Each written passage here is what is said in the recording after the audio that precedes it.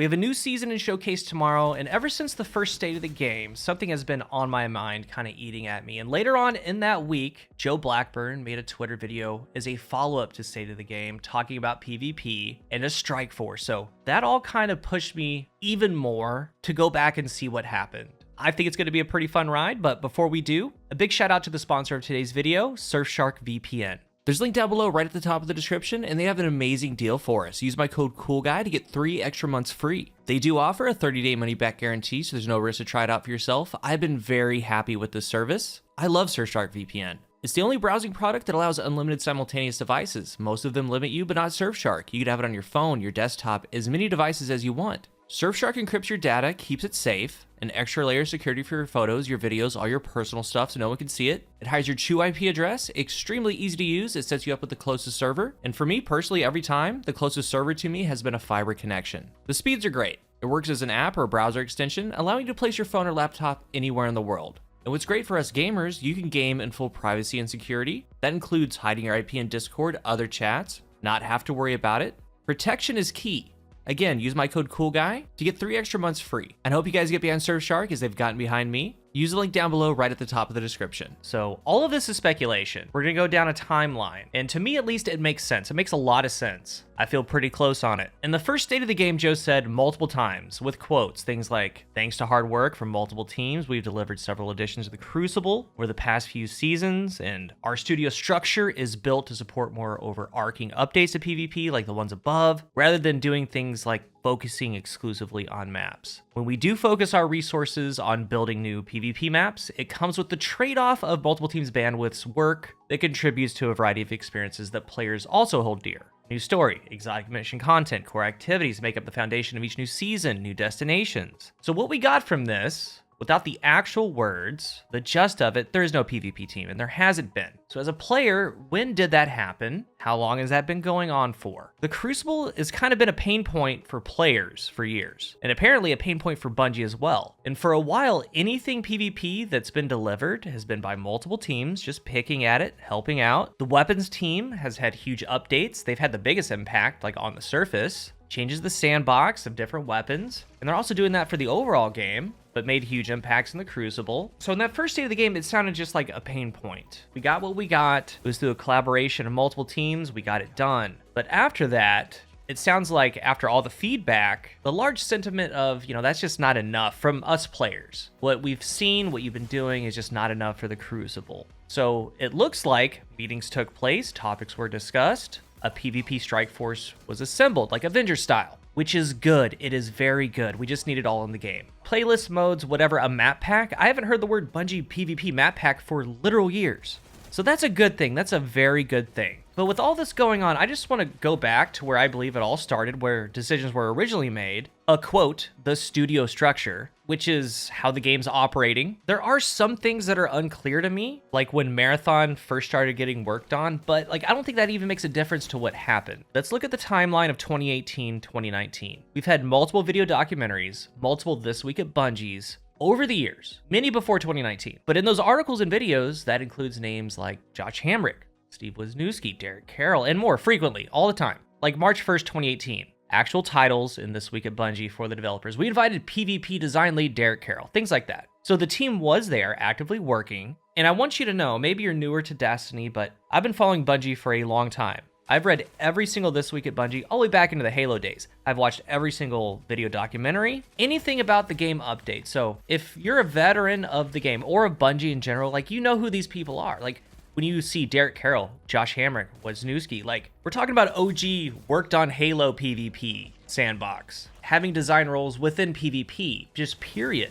So when you think about Destiny, how wide it spreads, all the things from missions to destinations to exotics to weapons to modes to just everything, it spreads very wide. On January 10th, 2019, Bungie posts the early stages of the Activision split. And let's remember, with Destiny, Bungie drives the car. The main storyline, the main expansions, but there's also Vicarious Vision, High Moon, and I believe that there was a third studio at some point, but these studios, I'm talking like making the PC port for Destiny 2, making seasons, making entire worlds. They were straight up a part of the development cycle. Let's say Bungie's working on, I don't know, Shadowkeep or Forsaken, whatever, just the main thing. Well, other people at Bungie, these studios, they're coming together, collaborating, making seasons, and a whole bunch of different stuff. It's just a big oiled machine. And Destiny, just when you think about it, is a lot of work. A ton of work in general. So Bungie's driving the car, story-driven development, PvP team doing PvP things. We see it in video documentaries. They'll come up with Hamrick. This is what we're changing. This is this. This is that. Cool. But Visions and Moon,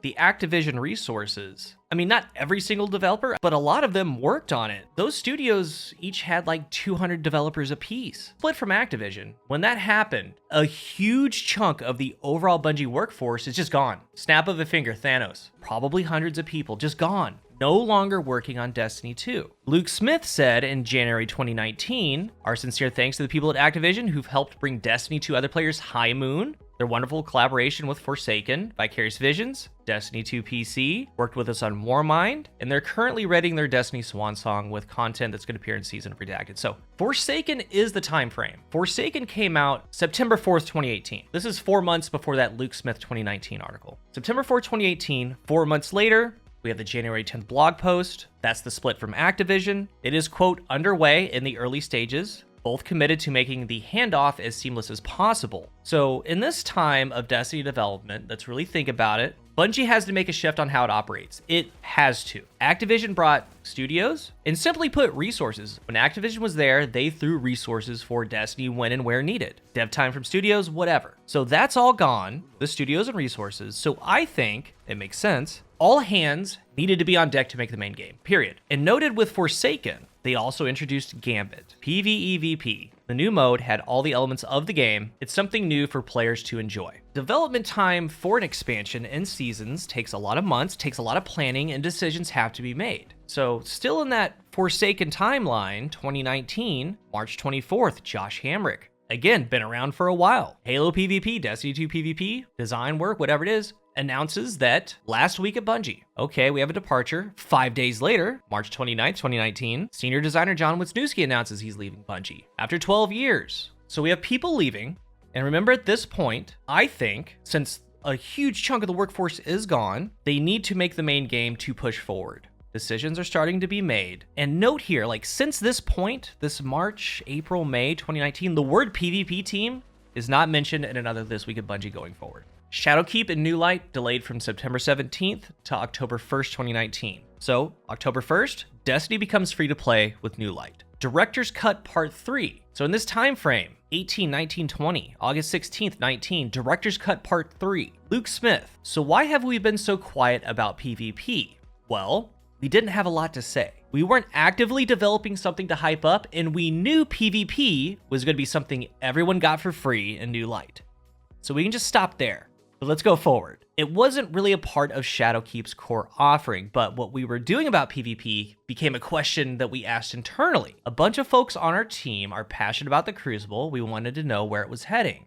And then it goes into PvP needs some quality of life improvements and restructuring. So this fall with New Light, bringing people back into Destiny, and they start talking about some changes for PvP with quick play and 3v3. And the line that's next has pretty much been what we've had since it was posted. Today, it's a fine balance between adding playlists and maintaining healthy populations. So again, the thing I'm unclear on is when Marathon development started, but we know that prominent PvP devs left. And we also know other prominent devs are still there. Derek Carroll, Lars Bach, and Steve Cotton, and they look to be working on Marathon. But I don't think that Destiny 2 PvP, stopped getting its development time was because of Marathon. I don't. You even look back at this Director's Cut 3. In the very first part, let's talk about PvP. There's been a lot of conversation internally and externally at different points during the year around the support Bungie provides the Crucible. Pretty key sentence. On one hand, we've continued to tune the game each quarter, added Pinnacle PvP weapons that somehow ended up as Pinnacle PvE weapons, tried out a ranking system in the Crucible, and returned the game to 6v6 roots. So yes, those are big updates, but look, on the other hand, we haven't released a new permanent game mode. Many game modes from Destiny 1 are nowhere to be seen, and there isn't a public-facing PvP team. And the last real thing we said was Trials is staying on a hiatus indefinitely. So even back then, They told us August 16th, 2019, there isn't a public-facing PvP team.